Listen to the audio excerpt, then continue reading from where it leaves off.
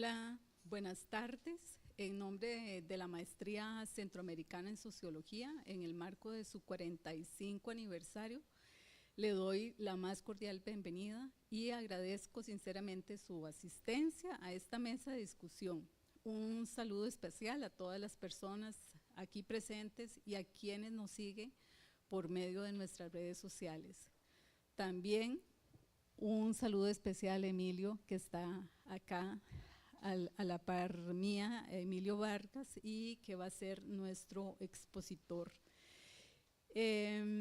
La jornada de investigación es un espacio de encuentro, de diálogo entre personas, estudiantes, egresadas, docentes, personas colaboradoras, colaboradores, y también es un espacio de proyección en el que se da a conocer parte de los trabajos de investigación que realizan estudiantes, docentes y profesionales del ámbito sociológico. En el posgrado contamos con docentes que se formaron en en la maestría. Varios de las personas que hemos pasado por estas aulas hemos sido, por ejemplo, directores, directoras y también docentes de los cursos del plan de estudio, y otras han sido personas que han pasado también por estas aulas, como es el caso de Emilio Vargas, y que se han dedicado a trabajar en otros espacios e instituciones, universidades, ya sean públicas o privadas. Y por eso, en esta ocasión, hemos querido invitar a personas que se formaron en la maestría, que tuvieron una trayectoria académica y laboral en otros ámbitos un poquito más lejanos de nuestra maestría o de nuestra escuela de sociología, ¿verdad?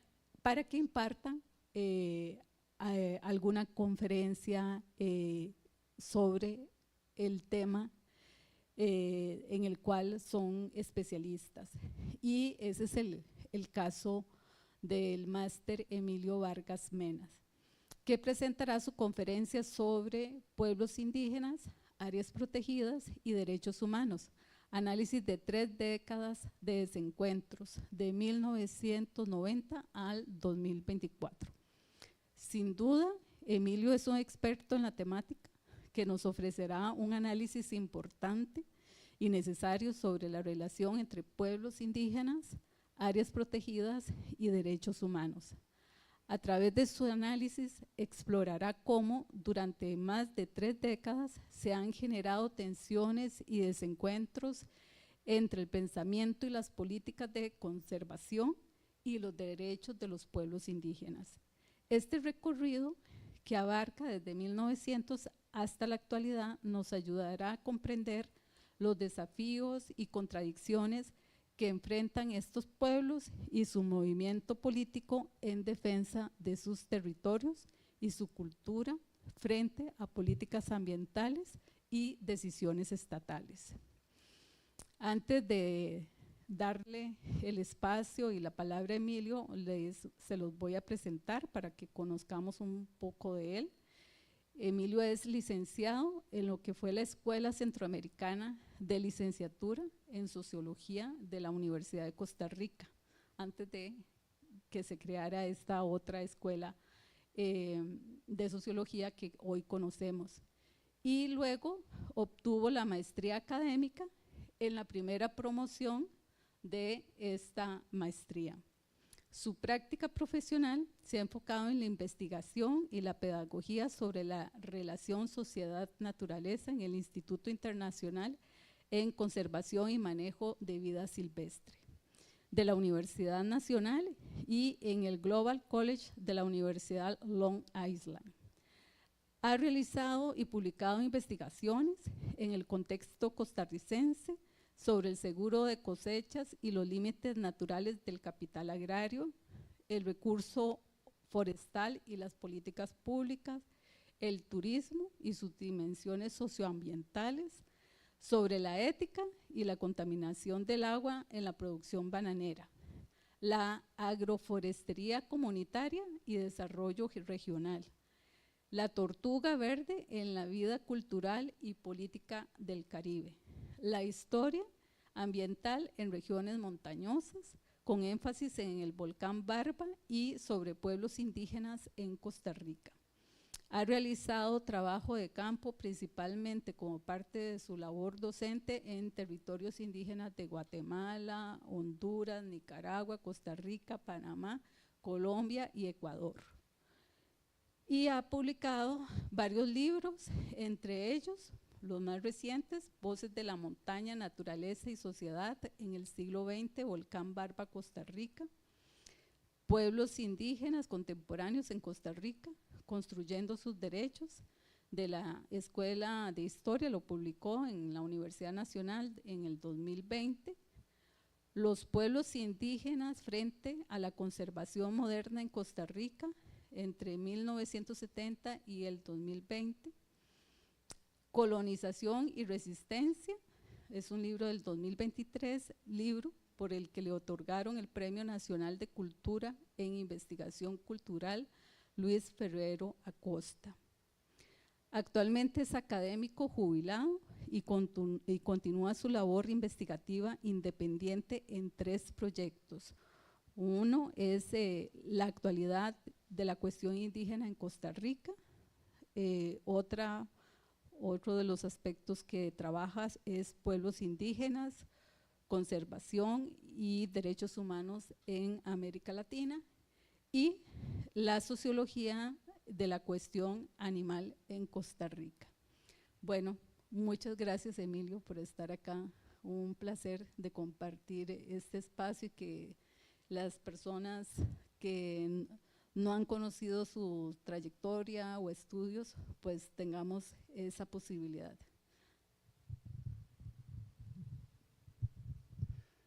Bueno, muchas gracias por la invitación que recibí para hacer esta presentación.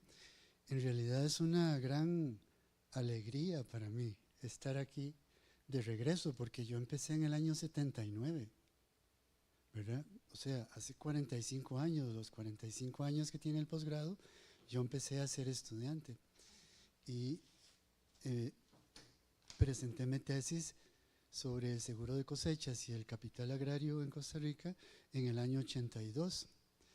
Y ese tema, seguro de cosechas, no sé, era como si me hubiera acercado de una vez a la cuestión ambiental, porque el seguro de cosechas se justificaba por las sequías y las inundaciones, que son 2 secuelas de gran importancia actual por el cambio climático.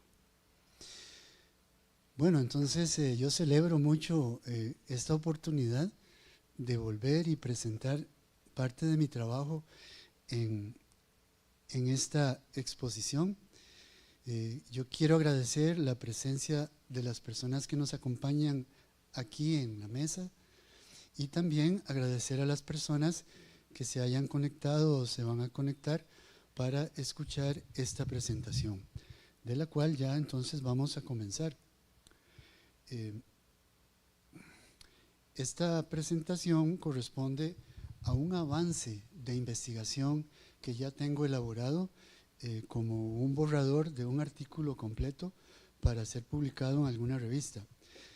Y los antecedentes, hay varios antecedentes, pero quiero resaltar estos 2. Yo coordiné 2 cursos, 2 seminarios, uno en el Centro Latinoamericano del Global College de Long Island University, en esos años, del 95 al 2015, que llamamos Pueblos Indígenas Contemporáneos en América Latina, que tenía un enfoque hacia la política, hacia el movimiento político indígena en América Latina. Eso era lo que estudiábamos ahí y discutíamos.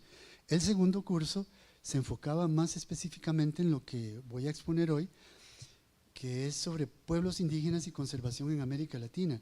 Ese curso es quizás el único curso de posgrado en la Universidad Nacional que fue diseñado participativamente con un grupo de 6 estudiantes que vinieron a la maestría de nosotros a reclamar por qué no había un curso de pueblos indígenas y áreas protegidas en la maestría de conservación y manejo de vida silvestre, siendo ese tema tan importante en los países de donde ellos venían.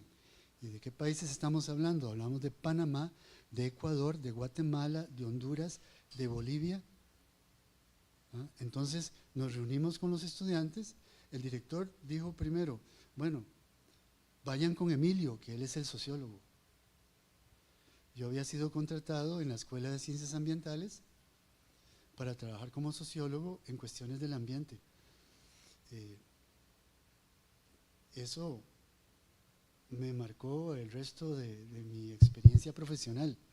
Bueno, esos son los dos antecedentes en términos de cursos, y en términos de publicaciones.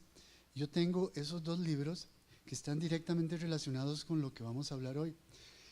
El de la izquierda es Pueblos Indígenas Contemporáneos en Costa Rica, construyendo sus derechos, que está escrito para los profesores y profesoras de la secundaria en Costa Rica en estudios sociales y cívica, que es otra materia que se enseña aquí en la secundaria.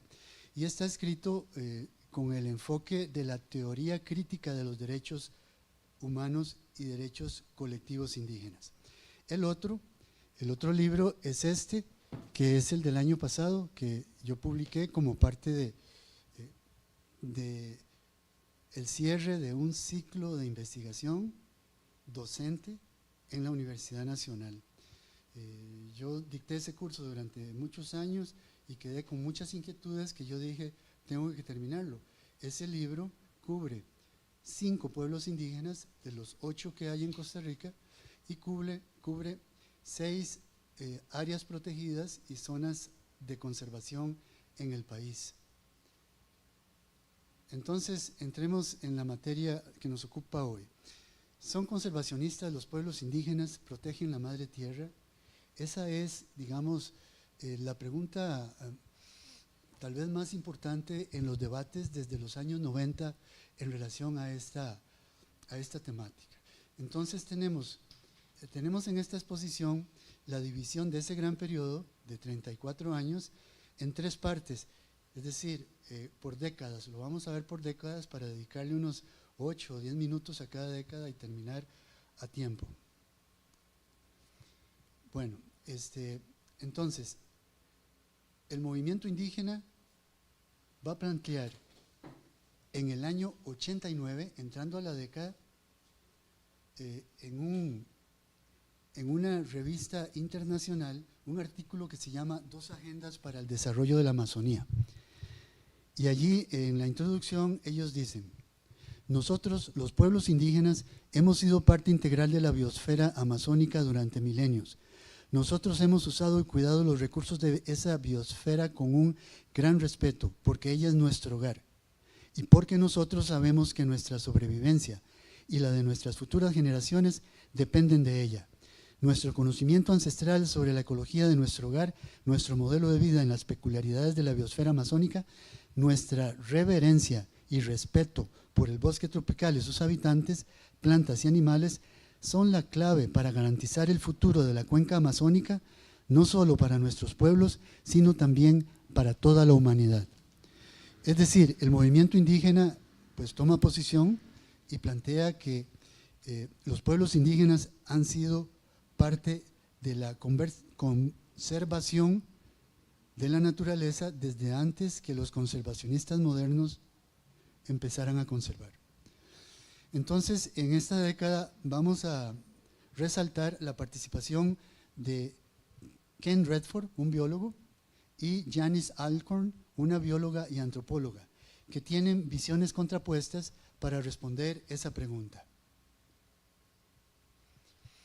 Ken Redford, por su parte, dirigía en el año 91, tenía 5 años de estar dirigiendo el proyecto que se llamó Parques en Peligro, de la TNC, una organización conservacionista global, muy poderosa, financiera y políticamente, y era entonces un investigador de la cacería de subsistencia.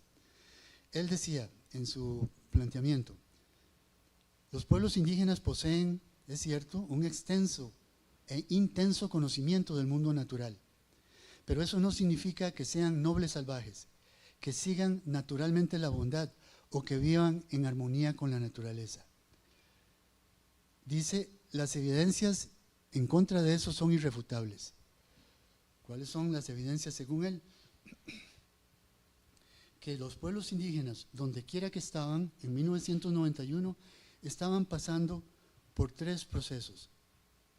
El primero era que cambiaba la baja densidad de su población para aumentar su población dentro de territorios que no aumentaban su tamaño y que por lo tanto ponían mayor presión sobre ellos. La abundancia de tierras ya no era tal porque la usurpación de los territorios indígenas aumentaba por todo el mundo. Y además, ya la limitada integración a la economía del mercado se perdía y ya pasaban a relacionarse más intensamente con el mercado para, según él, acabar la armonía.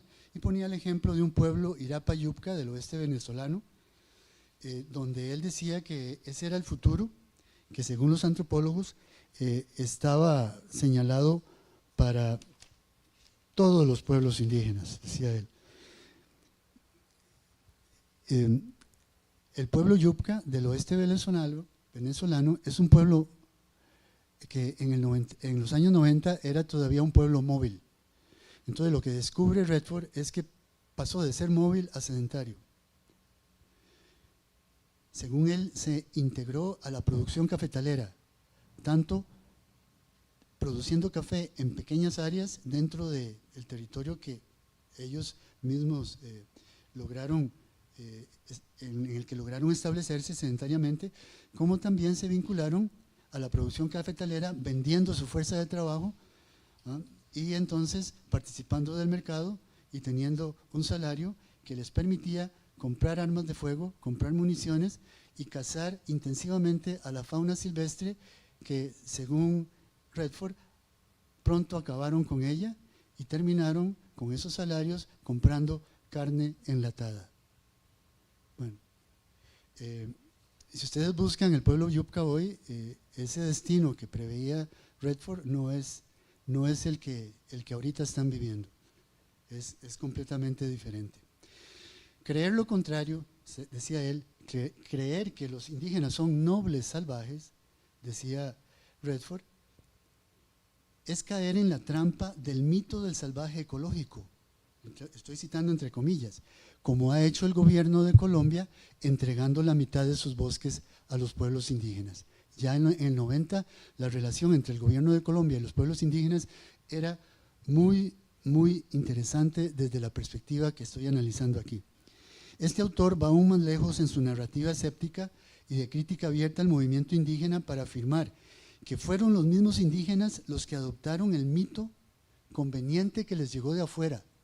O sea, ellos ni siquiera, según Redford, sabían que eran nobles salvajes, como entonces empezaron a ser calificados desde afuera. Y entonces integraron esa idea de ser protectores de la naturaleza en sus propios discursos indígenas. Pero no solo eso, según Redford, procuraron entrar en alianzas con el movimiento conservacionista no para proteger los bosques amazónicos, sino solamente para avanzar en su meta principal de consolidar derechos territoriales. Esa es la crítica de Redford presentada muy rápidamente, ¿no? Ese es el artículo publicado en el 91. Luego tenemos a Janice Alcorn, que igualmente ella intenta responder la misma pregunta. ¿Está la biodiversidad siendo conservada por los pueblos indígenas?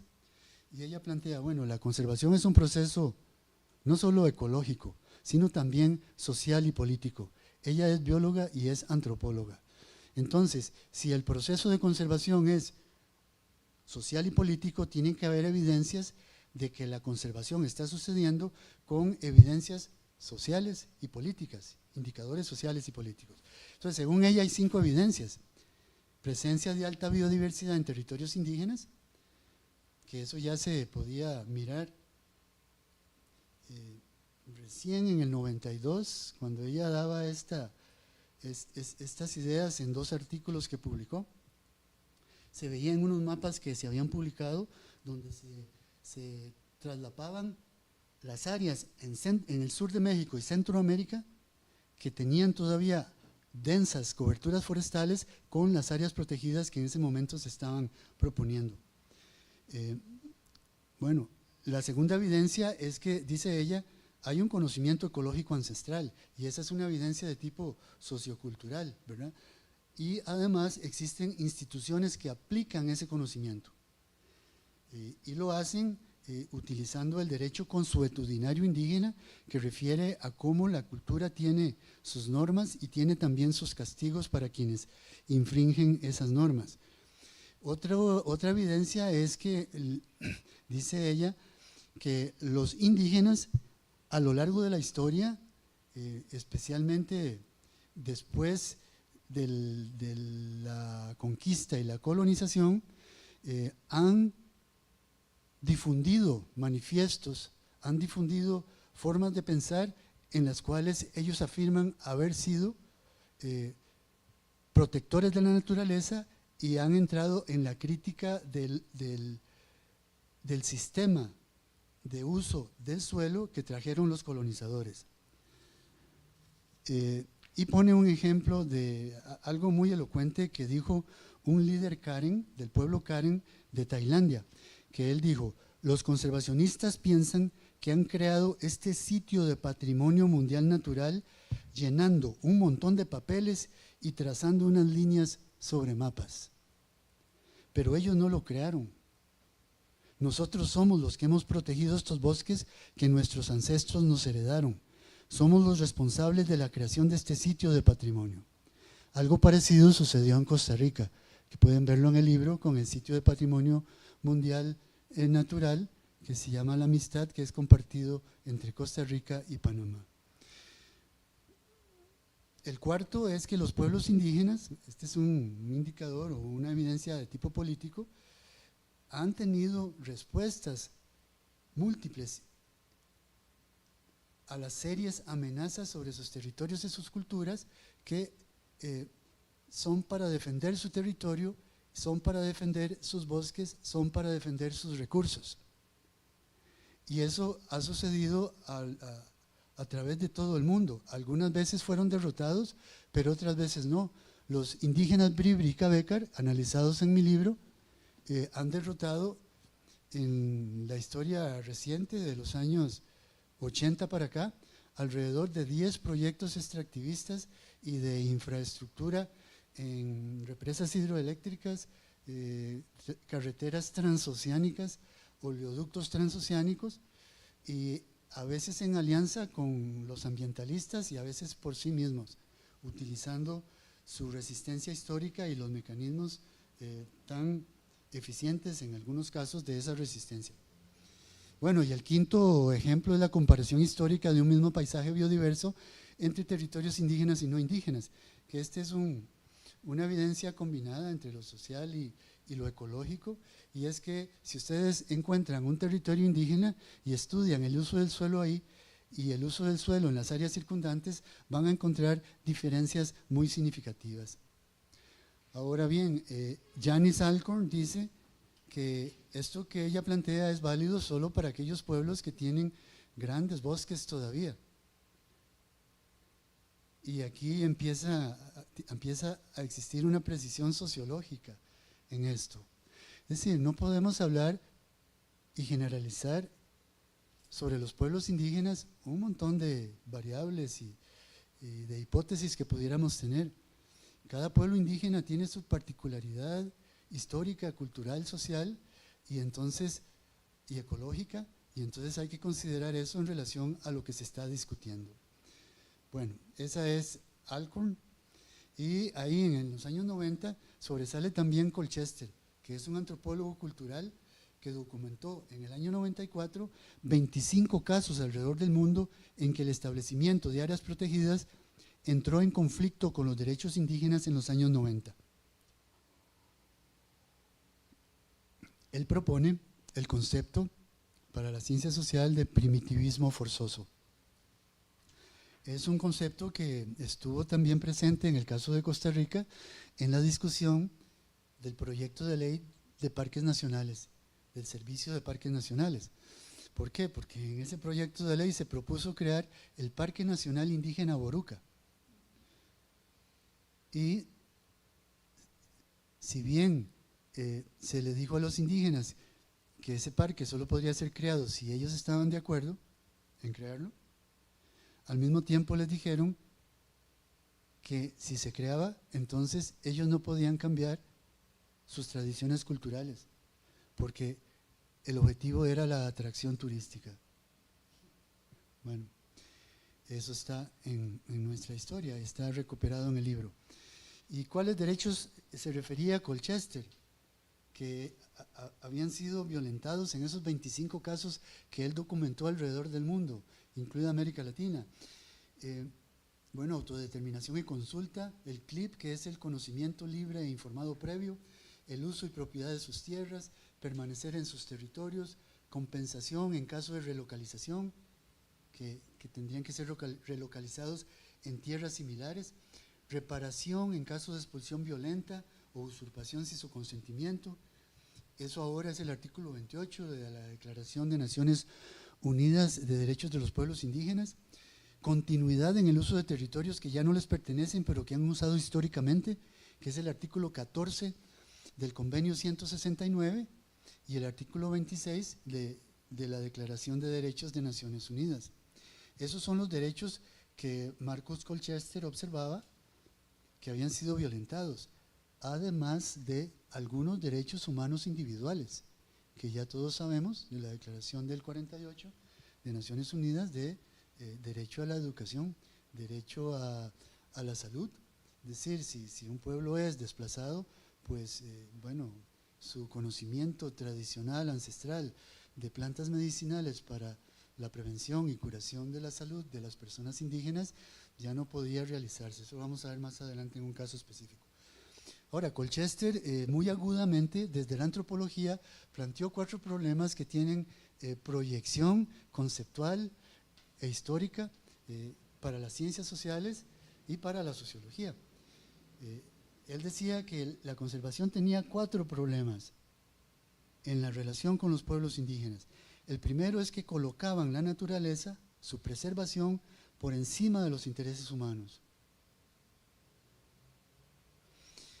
El segundo es que la idea cultural occidental de la vida silvestre y su conservación está en conflicto con la cosmovisión de los pueblos indígenas. Usted no les puede decir a los pueblos indígenas que no puede cazar. Ellos pueden decidir no cazar para tener vedas y recuperar sus poblaciones como lo han hecho sin la participación de conservacionistas modernos. Pero esa idea de matar animales contradice absolutamente la conservación moderna preservacionista de que la naturaleza es intocable y debe ser separada de la sociedad. Y contradice aún más el movimiento político ambientalista de los derechos en pro de los animales, ¿verdad? En ese movimiento es prohibido absolutamente matar o lastimar ningún animal. Entonces entramos ahí en una contradicción de claro interés sociológico. El tercero, dice Colchester, se apoya solo en el poder del Estado para lograr sus metas. Esto es parcialmente cierto ahora, en esta época, pero cuando él lo estudió en los años 90, sí era así. Los conservacionistas modernos que proponían los parques nacionales buscaban acercarse a los gobiernos y establecer con los gobiernos acuerdos o mesas de diálogo para planear cómo se iban a crear los parques nacionales en cada país. Esto desde los 70s. Bueno, en vez de trabajar también con las personas que habitaban los bosques. No se apoyaron nunca en los pueblos indígenas para establecer los parques nacionales. Los pueblos indígenas que habitaban los bosques. Y luego, el cuarto es el racismo histórico, ¿verdad? La categoría teórica de racismo histórico, muy trabajada en la ciencia social. Pues los conservacionistas en la relación con los pueblos indígenas han tenido percepciones y actitudes que han estado, dice Colchester, teñidas de prejuicios. Es muy difícil quitarse de encima el racismo histórico. Y entonces, si los parques nacionales son administrados por los gobiernos y los gobiernos tienen políticas indigenistas según las cuales los indígenas tienen que ser iguales a todas las demás personas en la sociedad y ser ciudadanas y olvidarse de sus culturas, entonces eso va a alcanzar a la institución de parques nacionales también. Y eso se sigue manifestando, está claramente analizado en mi libro, El racismo histórico. Bueno, pasemos a la siguiente década, para apurarnos en esto. Vamos a encontrar que hay una radicalización de las posiciones, interesantísimo desde la perspectiva sociológica. ¿Por qué? Porque bueno, el señor John Terborgh, que es biólogo del Centro de Conservación Tropical de la Universidad de Duke, en Estados Unidos, es el actual, creo que todavía él está siendo director, de la Estación Biológica Cocha-Cacho en el Parque Nacional Manú, Perú, que él mismo fundó en el año 1973, dentro del Parque Nacional, hace 51 años. Entonces, él escribe en el año 1999 este libro, Requiem for Nature. Y este libro, el Requiem para la naturaleza, ustedes saben que el Requiem es en la tradición católica como el respeto a las personas muertas, conmemorar a las personas fallecidas que ya no están con nosotros. Entonces, Redford, cuando escribe este libro, está pensando que la naturaleza no tiene futuro, al menos que se haga lo que él va a plantear. Y aquí es donde entramos a la radicalización de las ideas. En lo demás, él está muy de acuerdo con Redford. Él escribió: armas de fuego, motosierras y explosión demográfica no son material para la coexistencia pacífica con la naturaleza. Y ahí está hablando de los indígenas del Parque Nacional Manú, que tenían ya armas de fuego y tenían motosierras y que estaban pasando por procesos demográficos de crecimiento. Esos 4 pueblos, Yaminaguas, Machiguengas, Huachipairis y Maxcopiros, vivían a finales del siglo pasado, del 20, dentro del Parque Nacional Manú. Él estimó, Terborgh, que eran alrededor de 1000 personas, pero él estaba observando cómo iban desplazándose en un patrón de desplazamiento en el Parque Nacional que iba, entre comillas, estableciendo asentamientos en nuevos lugares con otras familias y creciendo demográficamente. Entonces él planteaba que ese proceso no podía seguir. Entonces dijo que el futuro de los parques nacionales, que tenían pueblos indígenas viviendo en su interior, no era otro que el de pasar a reserva indígena en el futuro, al menos que se impulsen proyectos de relocalización voluntaria a los pueblos indígenas y se internacionalice la protección de los parques nacionales. Y aquí entramos a la parte radical de su propuesta. Él propone que la biodiversidad sea conceptualizada como un bien común global. Es decir, los animales silvestres no pertenecen a nadie, pertenecen, digamos, si hay alguien a quien tienen que pertenecer, es a los pueblos indígenas.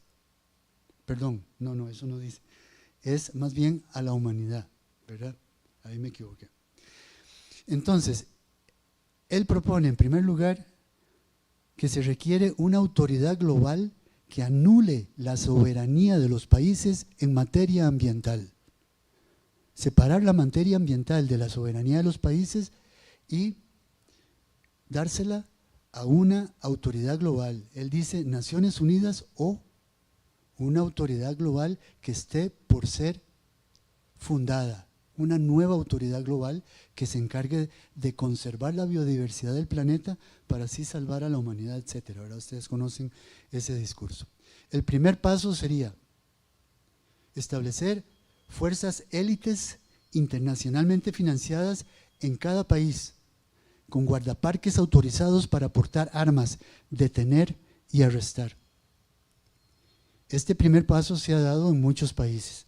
Vamos a ver más adelante un ejemplo.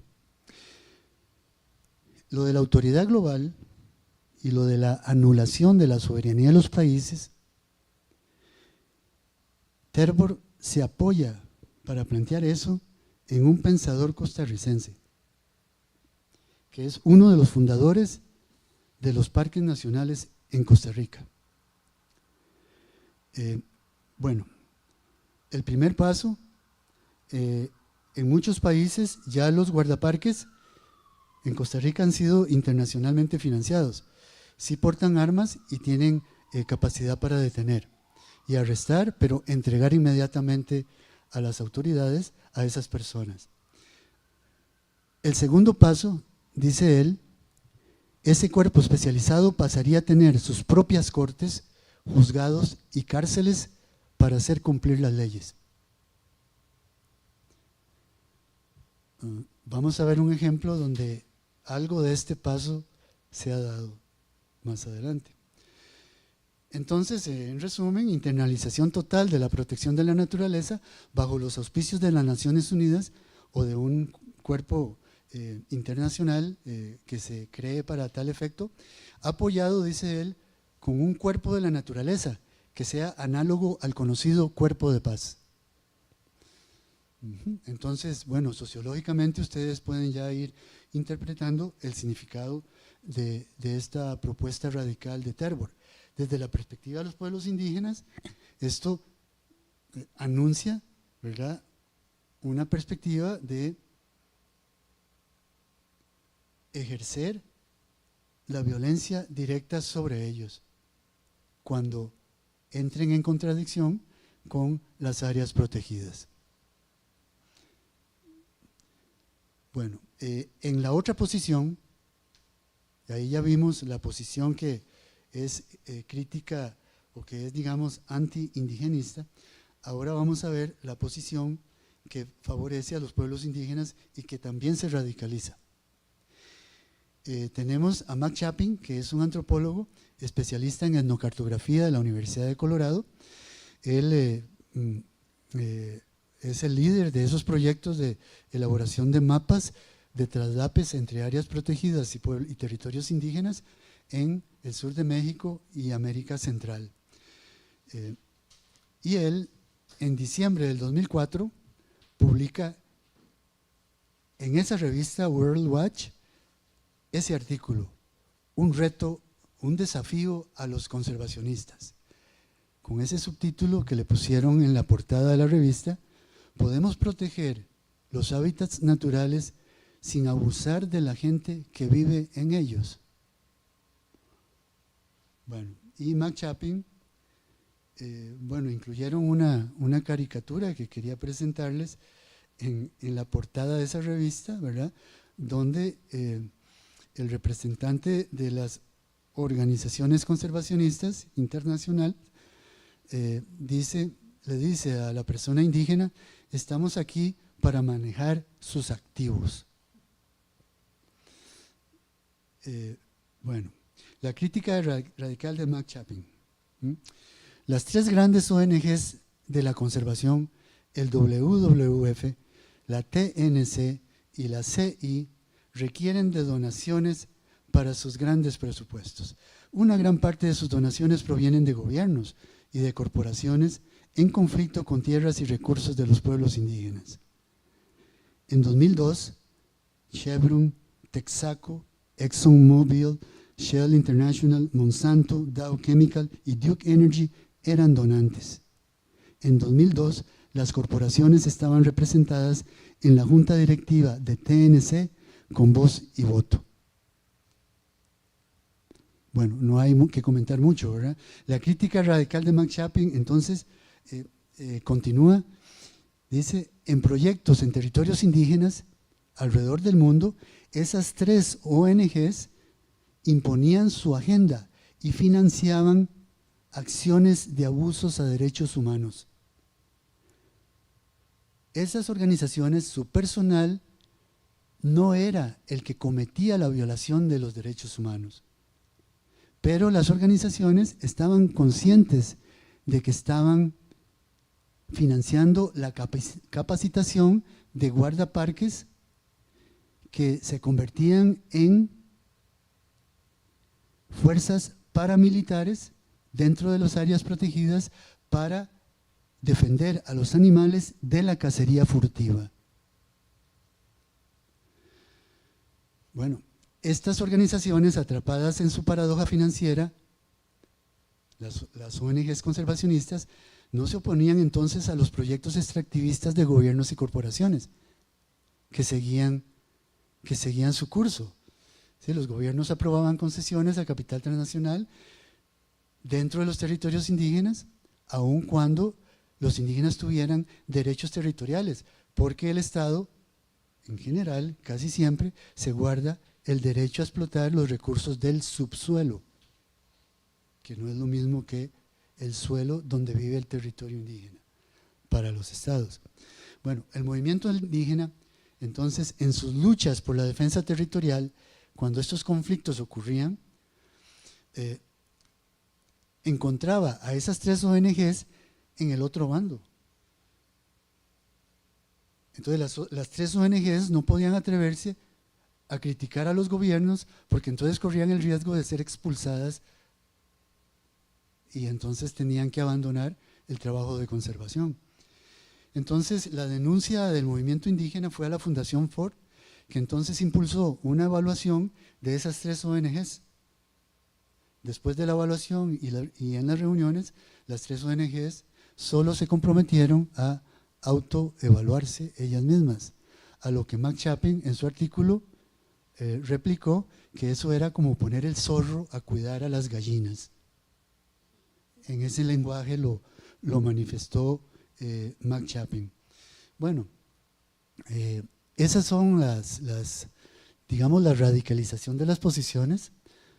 Mark Chapin siempre planteó que los pueblos indígenas habían conservado por milenios los territorios que ahora, en los 90s, los conservacionistas modernos querían para conservar, pero les estorbaban los pueblos indígenas. En esta década sobresalen también, ya en otro enfoque muy interesante sociológicamente también, Víctor Toledo, un etnoecólogo mexicano del Instituto de Ecología de la UNAM, que planteó un axioma. Él, al estudiar la relación entre la biodiversidad y la diversidad cultural, en su artículo, en esa publicación que vieron en la foto, él planteó: la biodiversidad mundial solo podrá ser efectivamente preservada si se preserva la diversidad de culturas. Y a la inversa, la diversidad mundial de culturas solo podrá ser efectivamente preservada si se preserva la biodiversidad. O sea, hay un vínculo vital entre ambas. Entonces la conclusión, el corolario de ese axioma es que se conserva la diversidad biocultural, ambas, apoyando el empoderamiento de los pueblos indígenas y no excluyéndolos de la conservación, no separándolos de los parques nacionales y las otras áreas protegidas. En la misma línea de Toledo, estos 2 investigadores, otro antropólogo, vean que llevamos como 4 antropólogos, y la antropóloga Yanis, Gonzalo Oviedo, ecuatoriano, y Luisa Maffi, ella es de origen italiano, pero trabajando en Estados Unidos. Ellos se unieron, ella como especialista en las lenguas alrededor del mundo, y él en pueblos indígenas, y plantearon un mapa global de biodiversidad de pueblos indígenas que yo he traído para las personas que han venido para que lo puedan ver al final de la charla. Es un mapa muy grande donde este proyecto de ellos 2 relacionó las ecorregiones de interés conservacionista en el WWF y la presencia en esas tierras de pueblos indígenas. Y los resultados están ahí en negrita. WWF escogió de 900, 238 como prioritarias para la conservación. Y de esas 238, el 95% contenían dentro de sus límites el 67% de las lenguas del mundo. Datos contundentes. Y ese 67% de las lenguas del mundo es un indicador de pueblos indígenas, que son alrededor de 6,000 alrededor del mundo, con 300 a 500 millones de personas, habitando como el 23% del territorio mundial. ¿Seguimos? Ellos plantearon una tipología de pueblos indígenas para la conservación, que sociológicamente es muy relevante porque nos acerca a lo que antes planteé de la importancia de diferenciar social y culturalmente a los pueblos indígenas en términos de las temáticas que estemos estudiando. Y si estamos estudiando conservación, contamos con esta herramienta. Tipo 1, pueblos indígenas no contactados o en aislamiento voluntario, con tradiciones y ecosistemas vitales. En ese tipo 1, según estos autores, hay que evitar el contacto no deseado. Hay que demarcar, asegurar y vigilar los límites del territorio que se identifica como el que está siendo utilizado por esos pueblos. Redford nunca los estudió, Terborg tampoco. Entonces, ¿cómo Terborg y Redford pueden hacer generalizaciones a todos los pueblos indígenas habiendo solo estudiado ciertos tipos? Segundo tipo, esto va en términos de avance hacia la degradación de ecosistemas y pérdida de tradiciones vitales. El tipo 2, perdón, en el tipo 1 no hay ninguno en Costa Rica, ¿verdad? Ni en Centroamérica. Sin embargo, en aislamiento voluntario, quizás podemos interpretar que es la condición de algunas comunidades indígenas del pueblo Cabécar que vive en las partes más altas de la cordillera de Talamanca, donde están viviendo con cierto aislamiento que es voluntario, porque bien podrían migrar hacia las tierras bajas de esos territorios. Tipo 2, pueblos indígenas que mantienen tradiciones y ecosistemas vitales y que están vinculados con el mercado y la sociedad nacional en proceso de cambio cultural. Con ellos, estos autores proponen que la política principal es demarcar, asegurar y vigilar límites del territorio y fortalecer sus organizaciones, fortalecer el movimiento indígena en esos pueblos, ya sea que vivan fuera de áreas protegidas o dentro de áreas protegidas. El tipo 3 ya van experimentando un rápido cambio cultural y degradación ecológica, están vinculados al mercado y tienen sus tierras usurpadas. Entonces, estos pueblos indígenas son, digamos, los que podemos encontrar en toda la costa occidental de Centroamérica, donde el proceso del desarrollo ha sido mucho más intenso. Los otros pueblos, digamos el Mayangna en Nicaragua, los Sumos, los Rama, unos pueblos mayas, están todos en la costa caribe. Hay una excepción que es una de las áreas prioritarias del WWF, que es compartida entre Costa Rica y Panamá, que está en el Pacífico, y es la zona del Parque Nacional Corcovado y el pueblo indígena Nove Buglé. Ese pueblo está en los bosques de ambos lados de las fronteras.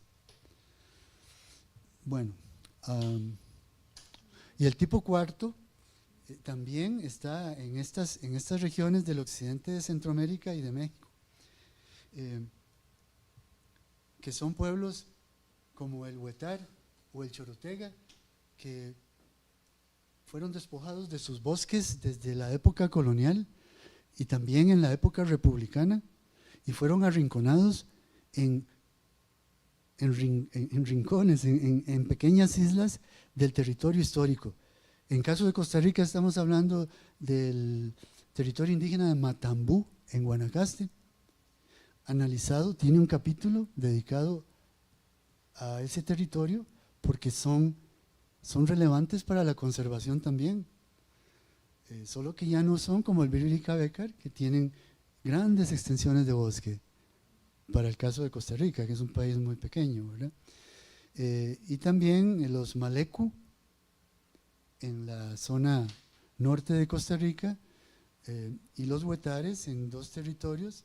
Los Huetares eran el pueblo indígena predominante al ingreso de los colonialistas españoles,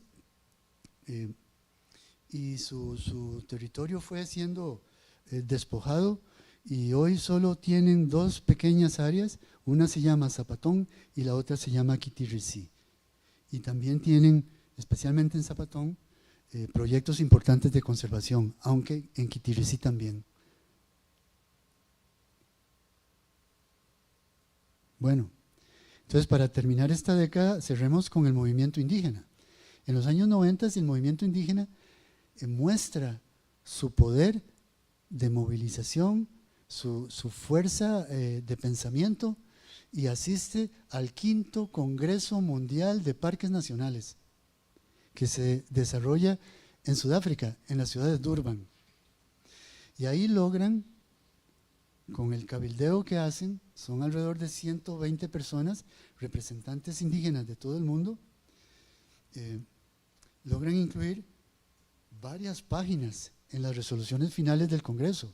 Yo he resaltado algunas aquí y ahora solo voy a leer la acción internacional.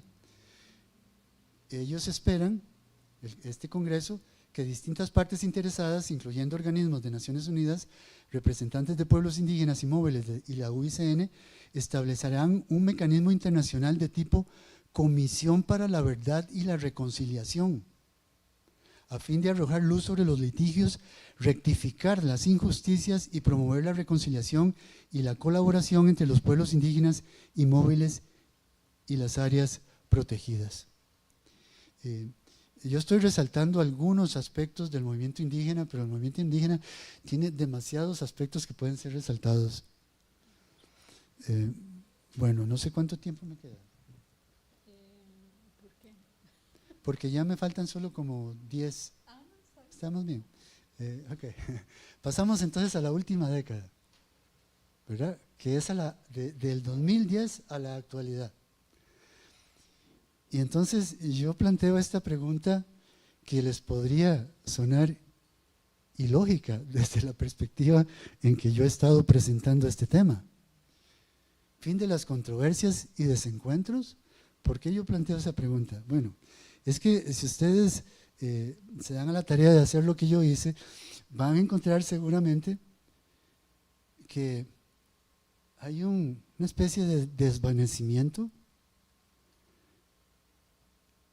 en informes, revistas y libros académicos y científicos de la posición que critica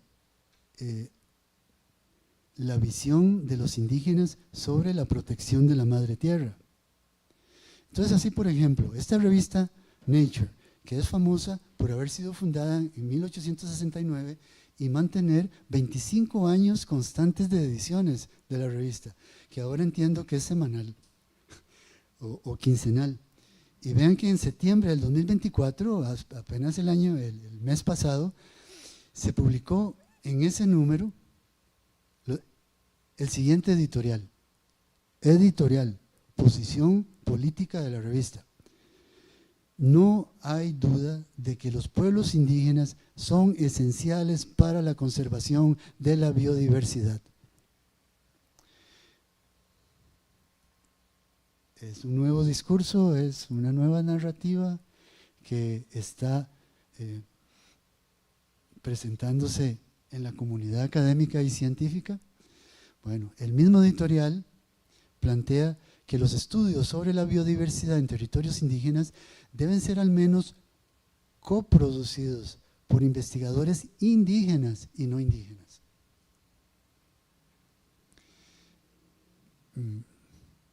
Esto es sociológicamente muy importante, en el sentido de interculturalidad, en el sentido del diálogo de saberes que plantea Boaventura dos Sousa Santos. Y además, este editorial plantea que en el futuro esos estudios deben ser diseñados y liderados por autores indígenas. cuando yo le presenté a un amigo Brunca este libro, porque él me había ayudado leyendo el primer borrador del primer capítulo, que es el capítulo 9, creo, del pueblo Brunca, en este libro, él me dice: don Emilio, es que estos son los libros que nosotros tenemos que producir, nosotros los indígenas. O sea, ellos se imaginan produciendo el conocimiento sobre ellos mismos y dejando de ser materia prima para que se la lleven y les devuelvan los productos elaborados, como si fuera eso una práctica colonial de una fábrica industrial, ¿verdad? Bueno, en este caso la editorial dice que en el futuro eso es lo que debe suceder. Y bueno, miren, no me van a creer lo que encontré. Yo encontré que el futuro ya está pasando en conservación. Y encontré que esa revista del 2021, ese número de Pacific Conservation Biology, son estudios de la ciencia biológica y ecológica sobre aspectos importantes de la conservación. Esa revista publicó ese dossier que le tituló Transformando la biología a través de las perspectivas indígenas. Y ese número de la revista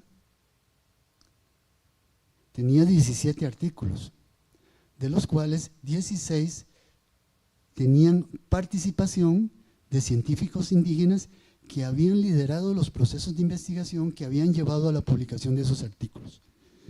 Muchos de ellos de Hawái. Ustedes tal vez sabrán que Hawái es un estado de los Estados Unidos reclamado ancestralmente desde el momento de la colonización, de la conquista y colonización de Estados Unidos sobre esas tierras, como propio de los pueblos indígenas hawaianos. Bueno, esos pueblos indígenas están creciendo en su empoderamiento, en este caso científico. Debo decirles que hay un caso en Costa Rica. Ali García es un indígena bribri que trabaja en esta universidad, apoyando el programa de lingüística de la Facultad de Letras. Y Ali García, junto con Olivia Silvester, publica un artículo que se llama Ulapeitok. No crean que lo estoy pronunciando bien porque es bribri. El artículo se llama, publicado en revista científica, Ulapeitok, una metodología indígena para una tesis doctoral. Así se llama el artículo. Y es que la tesis doctoral de Silvester, de Olivia, se realizó en la comunidad de Bajo Cohen y en los alrededores, dentro del territorio indígena Talamanca-Bribri. Y ella, para poder realizar su trabajo, que primero se comunicó con Ali lo llevó, la comunidad Bajo Cohen es de donde viene Ali, ahí está su familia. La comunidad le puso como condición a Olivia que usara Ulapeitok. Y bueno, nada más les voy a decir, el primer requisito para aplicar esa metodología con los pueblos indígenas es aprender su idioma. Y Olivia Silvester, la mujer doctora canadiense ahora, por un estudio sobre cosecha de alimentos del bosque en el pueblo bribri del 2017, ella habla bribri y según Ali, él no conoce personas occidentales que hablen también el bribri como Olivia, ni siquiera los compañeros de él en el programa de lingüística de la Universidad de Costa Rica. Entonces las cosas tienden a cambiar y yo veía esto en los años ya después del 2010 para acá y yo decía, bueno, pero ¿dónde están los artículos que le dan seguimiento a Redford y a Terborg? No pude encontrar y la verdad que busqué bastante, pero sí encontré las grandes organizaciones de la conservación que criticó tan fuertemente Mark Chapin. Todas esas organizaciones, si ustedes buscan los portales de hoy, van a tener la narrativa de el aporte de los pueblos indígenas al país es invaluable, los pueblos indígenas son los principales guardianes de los bosques del mundo y nosotros respetamos los derechos humanos, ese es un principio que todos debemos respetar. La conservación que hacemos está basada en la ciencia y también en el respeto a los derechos humanos. Cambió el discurso y la narrativa de las organizaciones grandes. No voy a referirme a las otras, pero tengo ejemplos de las otras en el artículo. Enfoque desde la justicia transicional. Bueno, yo estaba leyendo y buscando y de pronto me encuentro con Colin Luoma, que es colega sociólogo y abogado inglés, que entonces en los años ya 2020, tan reciente, escribe esos artículos e informes. Descolonización de la política de conservación, violación de derechos humanos contra el pueblo Batua en el Parque Nacional Cajusi-Biega, reparando la violencia conservacionista en territorios indígenas. Y él plantea que todos podemos beneficiarnos del uso de estos otros conceptos. Conservación fortificada, que es como ponerle murallas a las áreas protegidas para que nadie entre, y violencia conservacionista, lo que se va a hacer para que nadie entre, indígenas o no indígenas. Pero si son pueblos indígenas habitando los bosques que los conservacionistas quieren en la línea de Terbor, seguir financiando ecoguardas en el África, fuerzas paramilitares con armas pesadas. Entonces, violencia conservacionista es una categoría que deberíamos elaborar más, y eso es lo que yo quiero en este proceso de investigación. Bueno, Luoma, ¿verdad? Ustedes conocen la justicia transicional, medidas de reparación para las víctimas, y eso ha sucedido en Centroamérica en relación con las guerras, ¿verdad? La Comisión para la Verdad y la Paz en Guatemala es un ejemplo. Luoma entiende muy bien que es incorrecto afirmar que los pueblos indígenas viven en armonía con la naturaleza en todo tiempo y lugar. Ya vimos, eso depende de las circunstancias de cada pueblo. Pero, dice él, es irrefutable que protegieron durante largo tiempo los ecosistemas que la conservación decidió fortificar desde 1869, con los primeros parques nacionales en Estados Unidos, que es el modelo que se sigue, ¿verdad? Es como otra expresión un poco más tardía de un proceso de colonización diferente a los otros procesos. Y bueno, me voy a brincar, no me puedo brincar esto, es muy importante. El WWF en el año 2019, hace muy poco, y vean que aquí ya estoy poniendo la respuesta a la pregunta para esta década, ¿verdad? No hay tal fin de controversias ni desencuentros. Los desencuentros continúan. Este es un medio de prensa digital crítico de mucho prestigio en Inglaterra. Y este medio realizó una investigación durante un año en 4 países africanos y en 2 asiáticos. Y encontró que en los 6 países, grandes organizaciones conservacionistas habían estado detrás de la violencia, financiándola. Ante tal denuncia que fue muy fuerte y llegó a nivel de escándalo en la comunidad conservacionista y en los países y las corporaciones donantes, entonces, en primer lugar, el gobierno de Estados Unidos, el de Alemania y el de Inglaterra suspendieron temporalmente sus donaciones a la WWF. las pusieron en aprietos y la WWF lo que decidió fue contratar un panel independiente de investigación para aclarar las cosas, para intentar aclarar las cosas.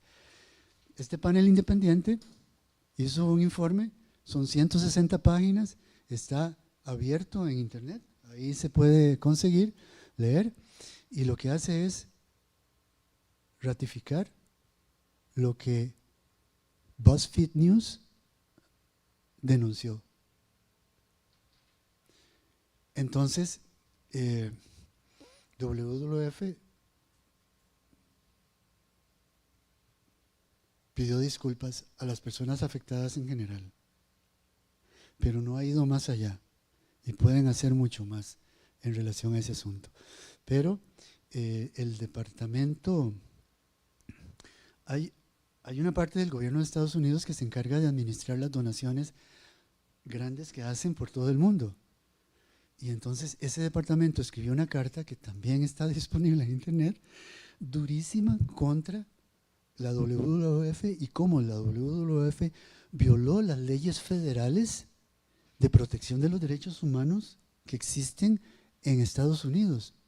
Y no solo eso, sino ocultó, conociendo lo que estaba sucediendo, ocultó a esa agencia del gobierno de Estados Unidos lo que estaba pasando en África y en países asiáticos como Nepal. El pueblo Taro en Nepal y el pueblo Aka en Camerún. Si a ustedes les interesa pueden buscar un ratito eso y leer un poquito de lo que ha sucedido en esos países con esos pueblos. Bueno, no quería terminar sin… y esta es ya la última. El desencuentro se desplaza hacia las Cortes Internacionales de Derechos Humanos y de los Pueblos. Entonces, en mi investigación, yo resalto dos casos. Uno en Surinam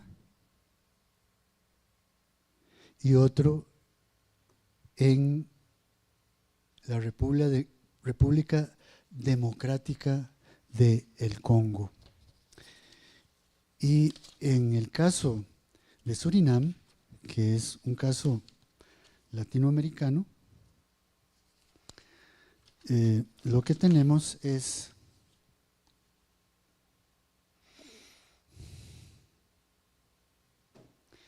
la extensa sentencia de la Comisión, no, esa es el otro.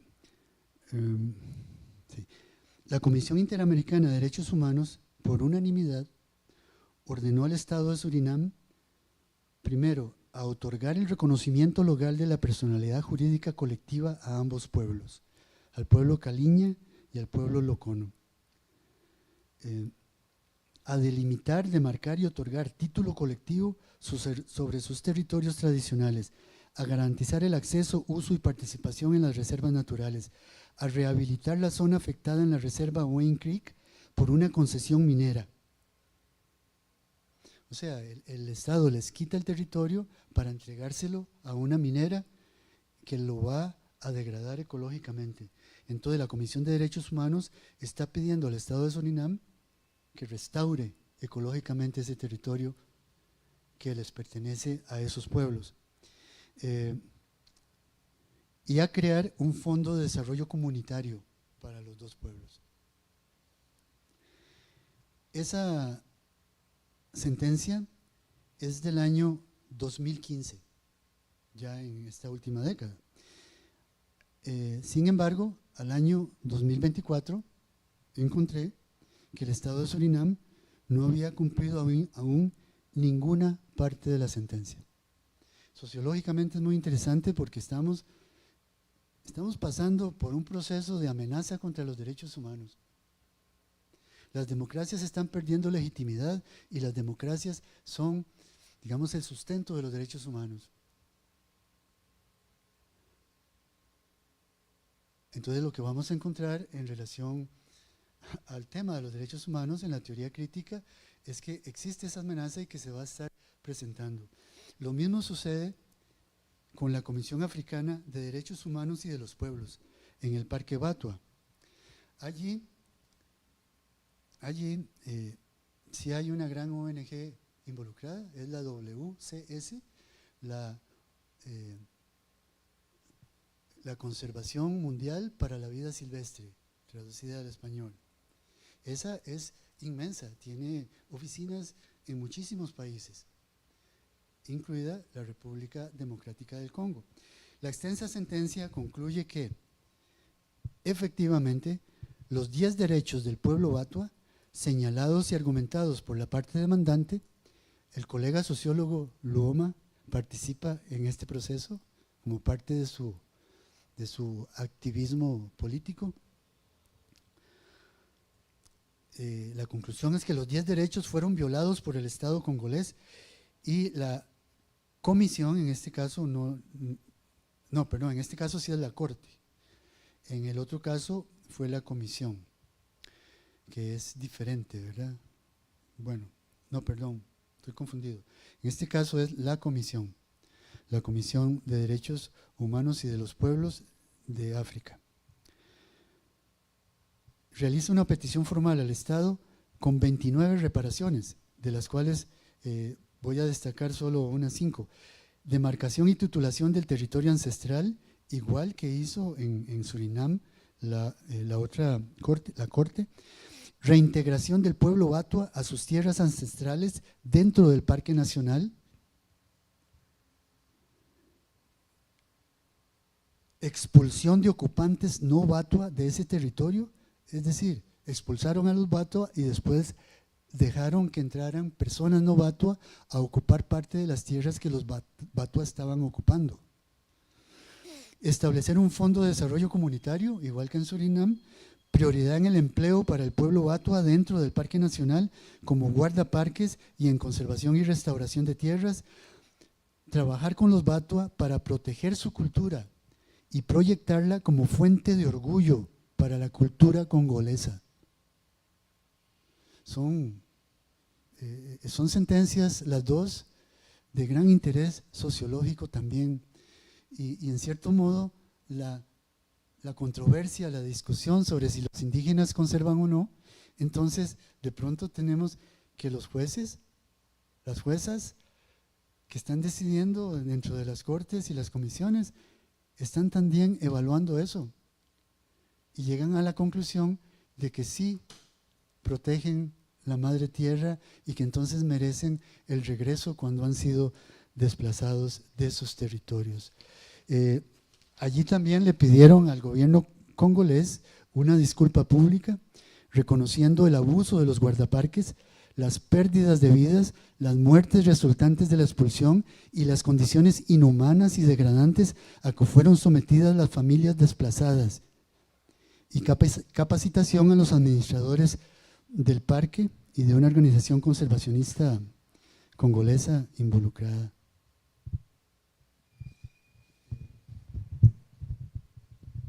Bueno, entonces vamos a dejar la exposición aquí. Tal vez me pasé del tiempo. No mucho. 6 minutos, 1 hora para una conferencia. Sí, aquí tenía yo algunas otras cosas que pueden ver rápidamente. Tal vez les interese. Los elementos del marco conceptual de mi investigación están ubicados en la sociología crítica. El marco conceptual que yo utilicé en esta otra investigación para el caso de Costa Rica es la sociología crítica del poder, derivada del libro que se llama Genealogía del Racismo de Michel Foucault. Entonces de ahí derivo una serie de conceptos que no voy a hablar ahorita, para realizar mi interpretación. Ese fue un ejercicio exploratorio de poner a prueba el pensamiento de Foucault en el caso de los pueblos indígenas, porque yo dije, bueno, Foucault ha estudiado los estamentos sociales que han sido discriminados y estigmatizados en la sociedad, como los prisioneros en las cárceles, los pacientes en los hospitales de salud mental, ¿verdad? Y también las minorías sexuales. Entonces yo dije, bueno, hay una fuerte analogía con los pueblos indígenas, también discriminados estigmatizados, reprimidos, como los que estudió Foucault. Entonces me di a la tarea de tomar en serio la genealogía del racismo, y entonces el primer capítulo de este libro es una exposición del marco conceptual. Y a mí me pareció que me podía ser muy útil, y al final yo creo que sí lo fue. Pero esta vez lo que quiero es más, en primer lugar, empezar de adentro hacia afuera, estudiando la cuestión conceptual. Entonces, quiero buscar, y lo estoy haciendo, ya puedo hablar un poco de eso, pero no era el tema de esta charla. Quiero buscar los sociólogos y sociólogas indígenas que hacen sociología crítica sobre ellos mismos, o que hacen pensamiento, que tienen pensamiento social sobre este tema de la conservación y que está siendo publicado. Entonces voy a resaltar, bueno, Seton tiene la teoría del cuarto mundo. Del tercero él pasa al cuarto. Entonces dice, los pueblos indígenas somos el cuarto mundo. Y a partir de ahí elabora su teoría. Está en artículos. Linda Smith es una indígena maorí que estudia las metodologías descolonizadoras. ¿Cómo puedo yo descolonizarme a mí misma?, se pregunta ella.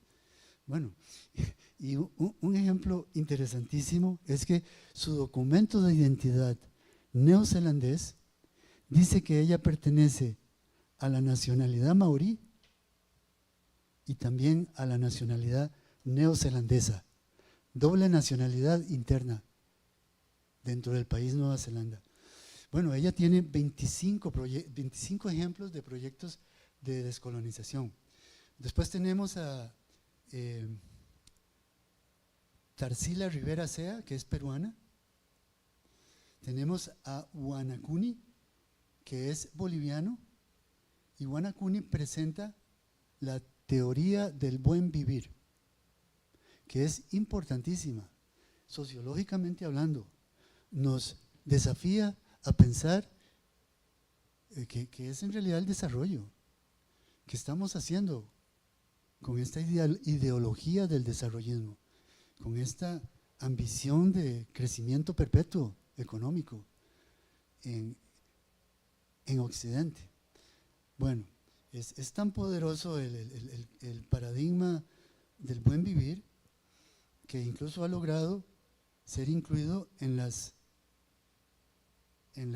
constituciones de Ecuador y Bolivia.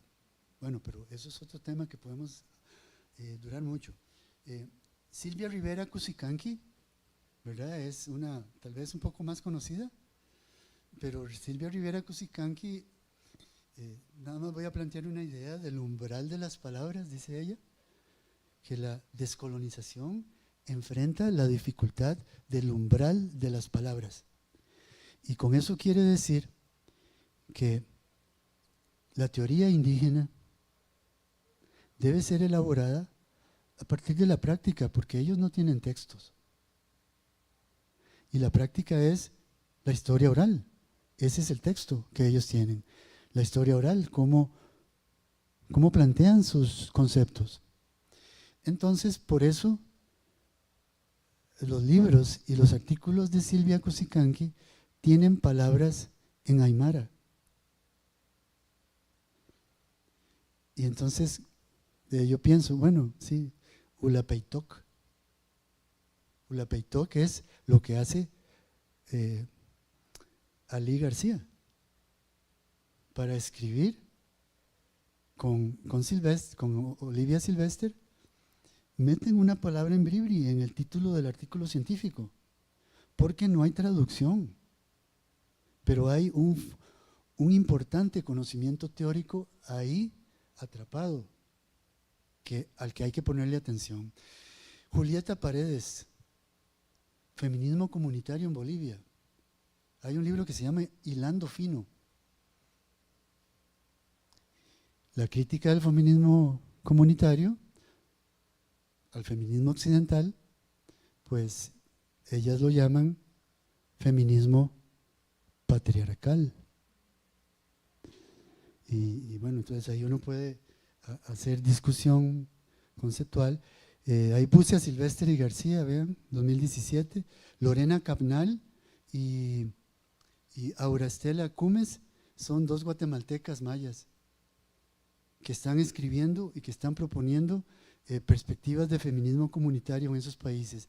Y yo le quiero poner mucha atención al feminismo, a la construcción conceptual que están aportando las mujeres indígenas en América Latina, porque la violencia conservacionista está dirigida contra ellas, en el sentido de que ellas son las protectoras de la madre tierra en un nivel jerárquico superior a los hombres. Ellas tienen a su cargo eso. Y en los distintos libros sobre cultura indígena eso está expresado de esas maneras. Entonces no podemos desligarnos de ahí. Luego tengo la sociología crítica del racismo, de la colonización y descolonización, o de la colonialidad y la descolonialidad. Bueno, ahí ya cuando uno lee a Silvia Rivera Cusicanqui, ella dice que no, yo no uso la idea de colonialidad, dice ella. Ese es un ente abstracto. Y ella apunta que sí, que la teoría de Marx puede servir para estudiar la sociedad occidental, pero a ellos no les sirve para estudiar su propia sociedad, plantean ellas. José Carlos Mariátegui tiene tal vez otra perspectiva, y bueno, lo voy también a incluir, ahí yo no lo puse, ¿o sí? No. Entonces ahí tengo Foucault, González Casanova, Quijano, Miñolo y Luoma, el sociólogo de la justicia transicional, y también la sociología crítica de los derechos humanos. Eso es como lo que estoy trabajando para otro avance que voy a escribir sobre el marco conceptual de mi investigación. Y desde el punto de vista de la delimitación territorial, tengo esta lista de posibles casos de estudio en América Central. Y para eso me voy a coordinar con mis ex estudiantes de la maestría de la UNA, los que llevaron el curso de pueblos indígenas y conservación, que siempre siguen muy interesados en el tema, y algunos están trabajando directamente ahí. Entonces vean, ahí Nicaragua y Honduras hay 3 casos posibles, quiero escoger uno. Conozco el Tahuaca, porque he estado ahí en una tesis de un estudiante.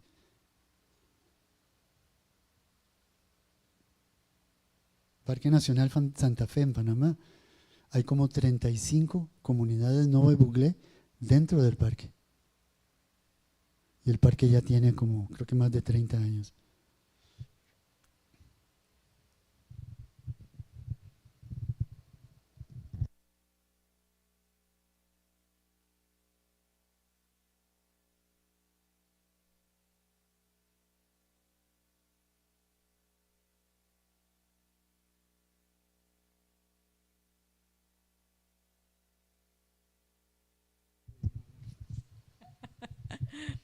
Bueno, perdón, retomamos, no escucharon el comentario que hice.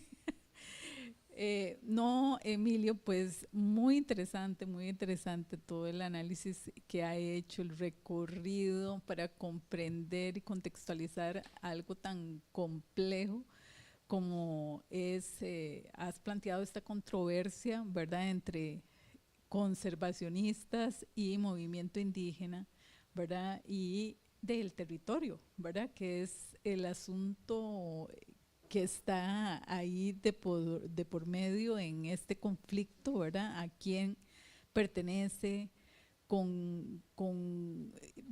pues siempre agrediendo al que menos tiene al poder, ¿verdad?, de decidir sobre esos recursos naturales que han sido tan importantes y vitales para la vida y el desarrollo, ¿verdad? Es decir, en un país como el nuestro, que nos planteamos, ¿verdad?, súper conservacionistas, no comprendemos el contenido político y las desigualdades que también una propuesta como la nuestra ha ejercido en contra de los pueblos indígenas.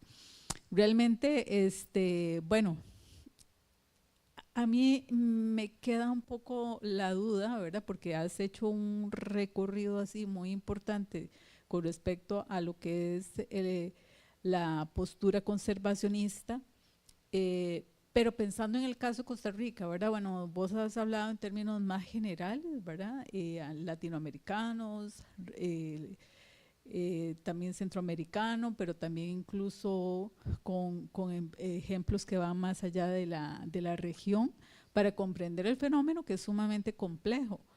Y pensando en el caso nuestro costarricense, en el movimiento, por ejemplo, ecologista, en, en qué queda, en qué estadio está con respecto a los conservacionistas y a los pueblos indígenas y sus derechos, ¿verdad? Porque es un elemento que siempre me preocupa en términos de las propuestas, ¿verdad? Que se hacen con respecto a lo que es el tema de la conservación, de lo que es el ambiente, pero bueno, es que los territorios son habitados por personas, ¿verdad? Por personas que tienen años de estar ahí y que no se consideran muchas veces en los procesos justamente de negociación y de propuestas, ¿verdad?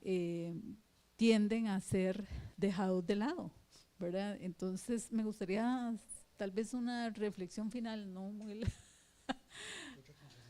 otra conferencia, ¿no? ¿Puedes dar un cierre con respecto a esto? Sí, es muy, muy pertinente la inquietud de Nancy. En el caso de Costa Rica, las luchas de los pueblos indígenas de los años 80 para acá se han dado en alianza con el movimiento ambientalista, pero en alianza con aquella parte del movimiento ambientalista dispuesto a acompañar a los pueblos indígenas en sus marchas de 150 kilómetros, ¿verdad? Estoy hablando de la Federación, la FECON, por ejemplo, pero no estoy hablando de otras, digamos, otras partes, otras organizaciones de este movimiento ambientalista que es muy diverso y heterogéneo, en donde podemos considerar que están las oficinas de esas grandes organizaciones de conservación que están en Costa Rica, WWF, UICN, todas estas organizaciones. Si uno tiene el concepto de movimiento ambientalista, ¿verdad?, como iniciativas de pensamiento y de práctica para transformar la relación con la naturaleza, eso sería muy amplio y entonces cabrían muchas. Entonces sí hay involucramiento, por ejemplo, en los años 90, allá en el Caribe Sur, para derrotar el proyecto de exploración petrolera, que se derrota con el liderazgo del pueblo indígena, porque el pueblo indígena decide utilizar el convenio 169, que, bueno, plantea que la consulta de ese tipo de proyectos no puede obviarla el país que firme el convenio. Bueno, entonces, en Puerto Viejo hubo manifestaciones constantes y allí estuvo siempre FECON y estuvo también la UICN haciendo estudios del impacto de la exploración petrolera sobre las tortugas marinas, no sobre los territorios indígenas adentro, donde iba a ser la explotación, pero también la explotación iba a ser en áreas marinas, que iba a afectar grandemente a las tortugas. Entonces se derrotó a la Harken, esa compañía transnacional petrolera vinculada a los intereses de la familia Bush en Estados Unidos. Y ese fue un tiempo del movimiento Adela. El movimiento Adela representaba a las distintas partes que mencioné. Entonces sí, está siempre el potencial de la alianza política. También se derrotó al gran proyecto hidroeléctrico Boruca, que iba a ser el más grande de Centroamérica, que lideraron las mujeres que se llamaba el grupo Espíritu de Lucha de Rey Curré, Rey Curré Jimba. Ese territorio iba a ser completamente inundado 100% por el proyecto hidroeléctrico. Bueno, ahí también hubo participación, hubo un movimiento donde hubo participación tanto de, por ejemplo, una disciplina académica de la universidad, la arqueología, ayudó fundamentando la ocupación por parte de ese pueblo bruncaí de más de 3.500 años, o aproximadamente esa cantidad de años, que iba a ser inundada, los sitios sagrados de ellos, etcétera. Todo eso eran los años 80, creo, no estaba todavía el convenio 169 aprobado, pero sí se demostró ahí también esa alianza entre el movimiento.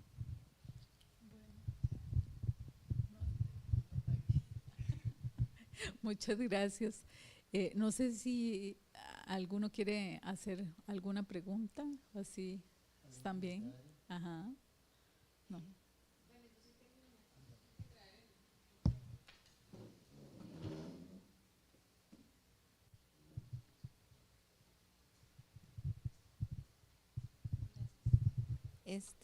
Bueno, muchísimas gracias, don Emilio. Estuvo demasiado interesante, me encantó de verdad la conferencia y aprendí demasiado.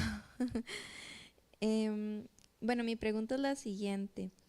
¿Conoce casos en los que los modelos de conservación respetuosos de los derechos humanos de los pueblos indígenas han influido en cómo esos pueblos perciben y participan en la conservación? Y de ser así, ¿qué cambios ha notado a nivel social y cultural en esos pueblos?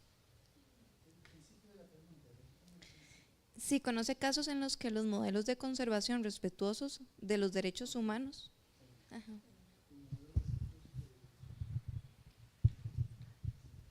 Listo.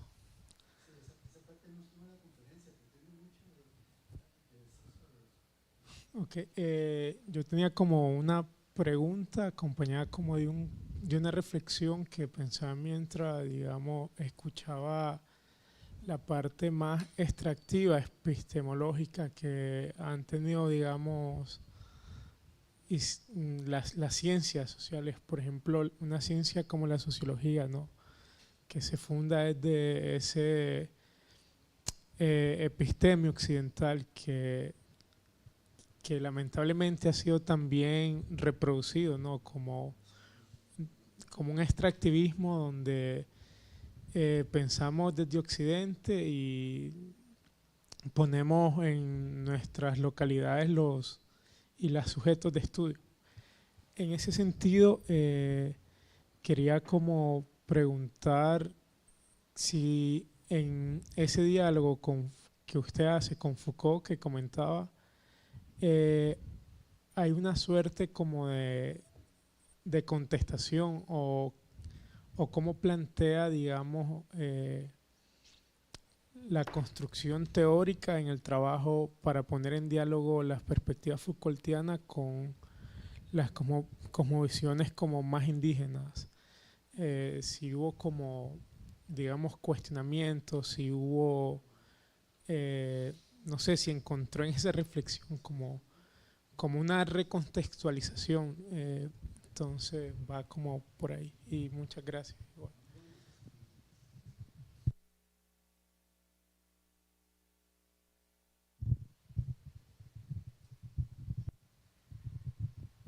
Sí, muchas gracias por las dos preguntas.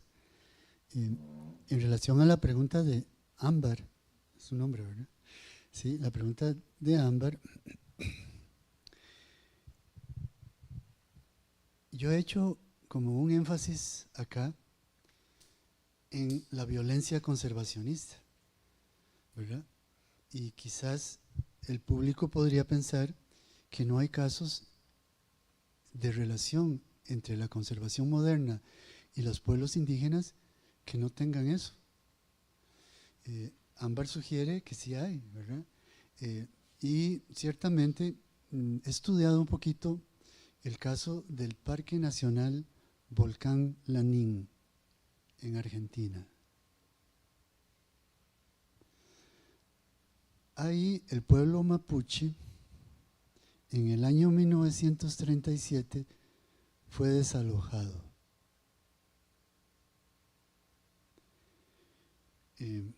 Y se ubicaron en áreas alrededor del parque, en lo que llamaron una reserva natural. Eran dos tipos de áreas: el Parque Nacional sin las personas y la Reserva Natural con las personas. También en los otros países el modelo de Costa Rica, que es más directamente relacionado con el modelo de Estados Unidos, no se encuentra en los mismos términos. En otros países en América Latina la relación de los servicios de parques nacionales con los pueblos indígenas puede ser entonces diferente, porque existen en las leyes de esos países tipos de áreas protegidas que permiten la presencia de los pueblos indígenas. Bueno, en el Parque Nacional Volcán Lanín, en el año más o menos, fue en los 90s, no le puedo decir el año con exactitud, se crearon, no, el pueblo mapuche hizo una toma del lugar, porque el pueblo mapuche tiene un sitio sagrado dentro del Parque Nacional Volcán Lanín de gran importancia para ellos, pero de gran importancia. Es como decir, bueno, no quiero hacer esas comparaciones del tipo espiritual o religioso. Y tenían rituales anuales que iban y lo hacían. Bueno, fueron y tomaron el lugar para hacer, y entonces empezó un diálogo entre la institución de Parques Nacionales Argentina y los pueblos y el pueblo mapuche. Para no hacer muy largo la respuesta, eso llevó a la devolución de 700 hectáreas a los mapuches del Parque Nacional, donde ellos pudieron regresar y practicar sus rituales. El ritual tiene un nombre que ahorita no recuerdo, es una palabra mapuche, ¿verdad? Ritual de gran importancia porque, según leí en una noticia no hace mucho, una noticia de este año, en el ritual reciente, los glaciares del volcán Lanín, los mapuches interpretan que se están recuperando. Interpretan que se están recuperando gracias a el regreso de ellos al sitio sagrado. Bueno, ese es un ejemplo interesante, donde están entonces siendo respetados los derechos indígenas, algunos, ¿verdad? Y hay justicia transicional, una reparación, ¿verdad? Tal vez yo debí incluir ese caso en mi presentación, pero no, es que se hace muy largo. Y el otro caso, que se lo voy a mencionar más rápidamente, es el de Australia. Ahí hay un parque nacional que creo que se llama Uluru, que antes se llamaba Ayers Rock, y que tiene una situación similar, en el sentido de que Ayers Rock es en el paisaje una gran roca, pero inmensa roca, que siempre se ve como anaranjada en las fotos. no la recuerdan haber visto. Bueno, ahí existe una suerte como de peregrinación occidental a esa roca. Como que hay personas que piensan que hay que hacer eso una vez en la vida. Bueno, pues resulta que eso está en contradicción con la cosmovisión de los pueblos indígenas australianos que viven ahí y que fueron desalojados de ese parque nacional. El gobierno australiano, en diálogo con los indígenas, acordó devolverles el parque. Y al devolverles el parque, en el mismo año, los indígenas acordaron darle al Estado australiano en concesión el parque, pero ya siendo de ellos, y exigiendo para eso como requisito que suspendieran para siempre el turismo de escalamiento de la roca. Ah, sí, ese es Ayers Rock. Enséñale para que… Es que no sé si la van a ver. Se ve el color, que es lo que yo quiero enfatizar, el color. Entonces, caso interesantísimo ese también. Y deben haber muchos más. En el caso de Costa Rica, el libro, pues, yo creo que solo descubre que, sí, eso es muy importante, la reserva de la biosfera La Amistad, aquí en Costa Rica, ha tenido 2 etapas en su manejo, en su administración. En la primera etapa, respeto de los derechos indígenas, objetivo de apoyar la autodeterminación de los pueblos indígenas que viven dentro de la reserva de la biosfera. Pero también eso está cruzado por otra contradicción, que es que los pueblos indígenas que viven en la reserva de la biosfera fueron originalmente incluidos en el sitio de Patrimonio Mundial Natural La Amistad, en la región de Talamanca, que en el libro yo uso la palabra indígena para la región, que es Ditsoque. Ditsoque significa el lugar de las semillas. Así es como ellos llaman a Talamanca, el lugar de las semillas. La contradicción es que, habiendo metido a los pueblos indígenas dentro del sitio de Patrimonio Mundial, sin pedirles permiso, sin consultarles, después, 14 años después, en el 97, los sacaron a todos, sin consultarles. Y disfrazaron la segregación del sitio de Patrimonio Mundial Natural con una ampliación del sitio de patrimonio, que en realidad fue una ampliación de 70.000 hectáreas y una segregación de 250.000. Pero sí, en el libro está con detalle analizado esa pregunta suya para ese caso. Es muy bonito porque ellos en esa etapa publican un boletín que se llama Boletín Talamanca. Está en el SINAVI, yo lo puse en el SINAVI escaneado a color y ahí usted lo puede leer los 15 números. Me costó mucho recuperarlos todos, pero cuando los recuperé, los escaneé, los llevé a la Biblioteca Nacional y la directora de la biblioteca los puso ahí para consultas. Y es que ahí hay artículos escritos por personas indígenas sobre cómo ven ellos estos temas. Ahí participó Marcos Guevara. Él era como el líder de la parte no indígena sobre ese proyecto. Buenísimo. Sí. Bueno, y la otra pregunta de Jesús. En el primer capítulo presento el marco conceptual. Le adelanto que hay de Foucault directamente 4 conceptos fundamentales. Uno es poder disciplinario, el otro es el saber dominante, el otro es contrapoder indígena y saber subordinado.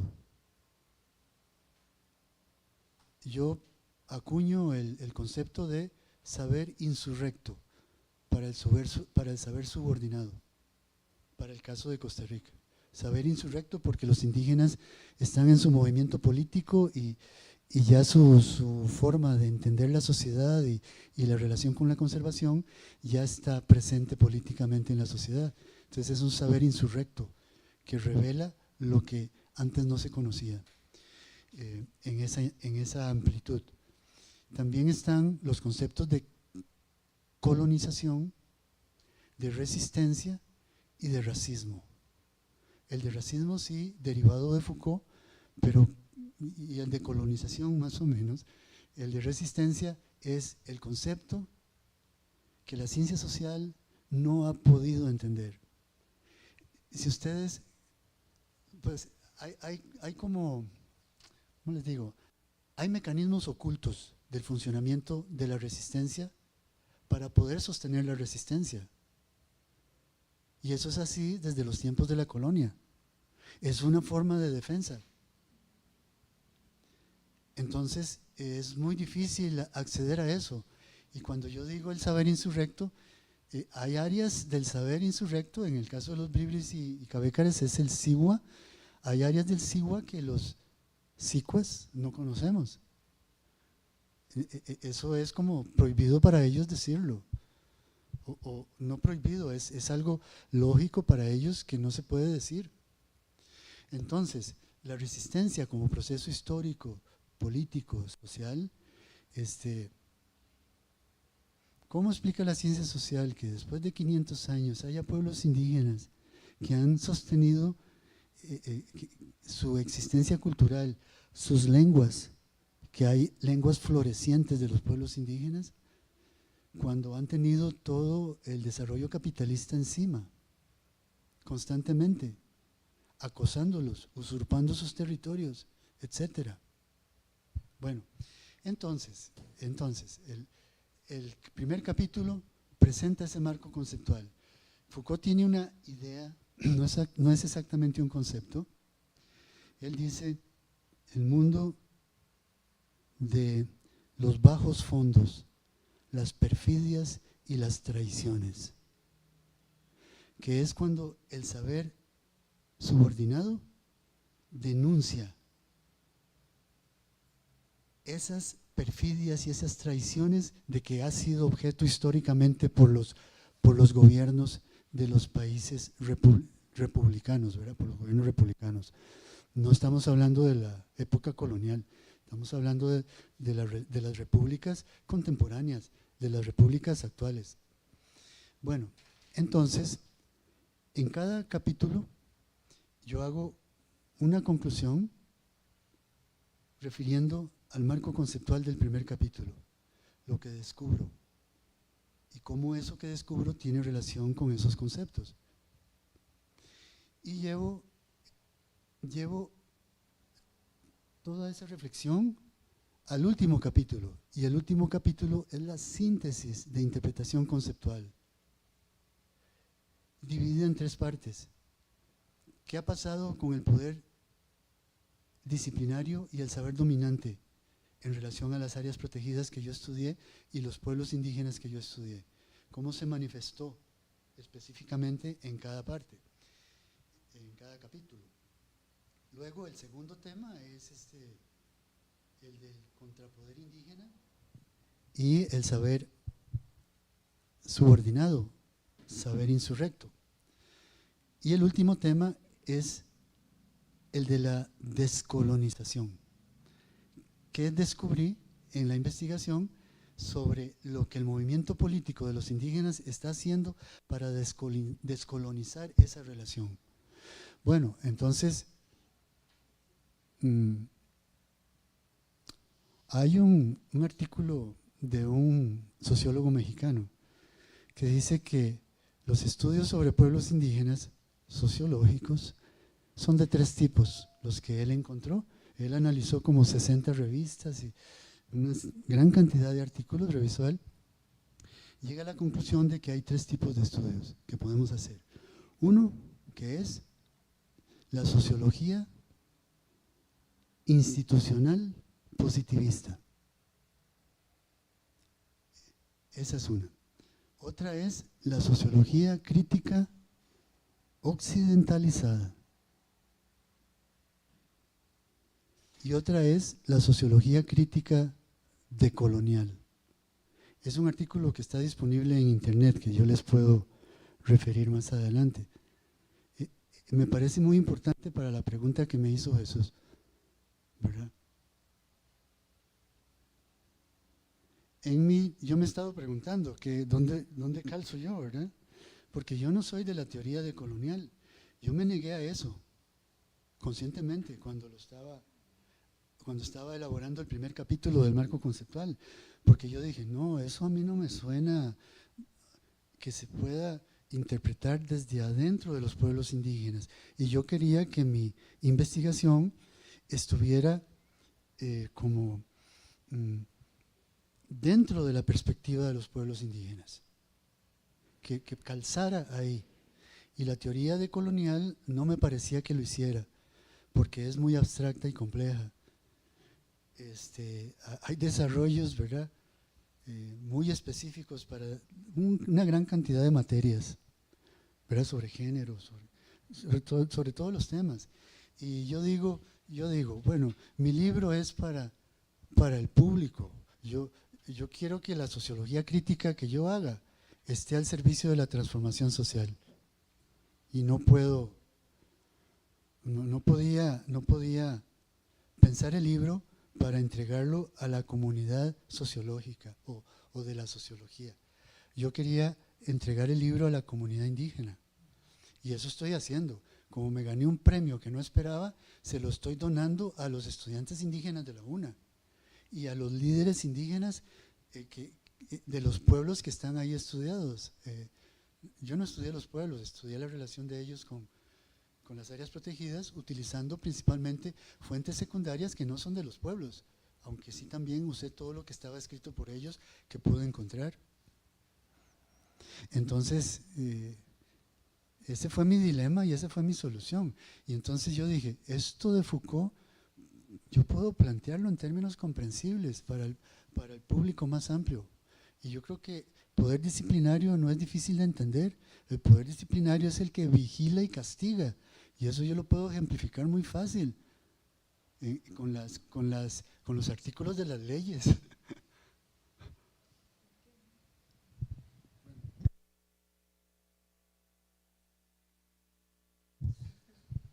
Gracias, Emilio. Vamos a concluir. Bueno, agradecerte porque ha sido muy completa toda la explicación y la exposición. Pero ya me provocaron. Ajá. Pero interesante.